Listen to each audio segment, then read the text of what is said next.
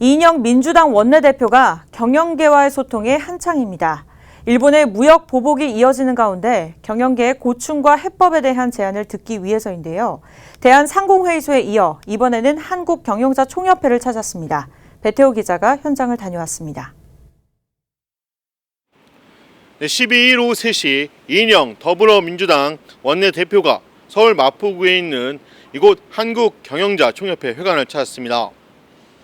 반도체와 디스플레이 주요 소재 품목에 대해 일본이 한국에 관한 수출 규제를 통한 무역 보복을 펼치는 가운데 추가 규제가 이어질 수 있다는 우려까지 일고 있는 상황인데요. 이 같은 상황에 대해 재계 의견을 듣기 위해 경총을 찾은 겁니다.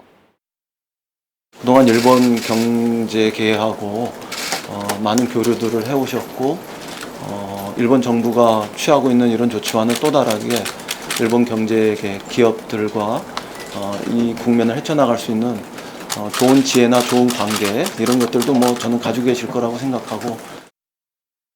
이인영 원내대표는 이날 경총 방문에 앞서 지난 9일 대한상공회의소를 찾아 박용만 회장에게도 이 같은 뜻을 전하고 경영계의 해법에 대한 조언을 구한 바 있습니다.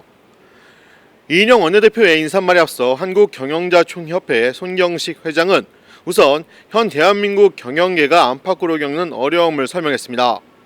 특히 주 52시간 근로제 시행과 함께 경영권 승계와 관련 이인영 원내대표에게 경영계의 고충을 이해해 줄 것을 부탁했습니다.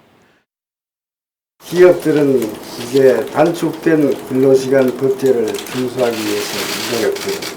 그러나 시장의 다양한 요구와 변화에 대응하기 위해서는 탄력 근로시간제와 선택 근로시간제 확대 등 조속한 보완 입법이 필요합니다.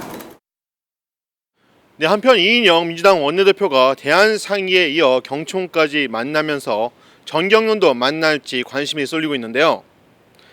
전경련은 박근혜 정권의 국정농단 사태 이후 이른바 적폐 세력으로 몰리면서 문재인 정부 들어서 사실상 정책 파트너에서 배제되는 모습을 보여왔습니다. 이렇다 보니 전경련 패싱이라는 말까지 나오면서 현 정부 및 여당에서 외면을 받는 수모를 계속 겪고 있습니다. 내년 총선 승리를 목표로 앞으로 9개월간 쉼없이 달려야 할 이인영 민주당 원내대표. 과연 전경련까지 대화 파트너로 인정하면서 반쪽짜리 재계 소통을 정상화시킬 수 있을지 주목됩니다. 지금까지 경총회관에서 박스뉴스 배태호입니다.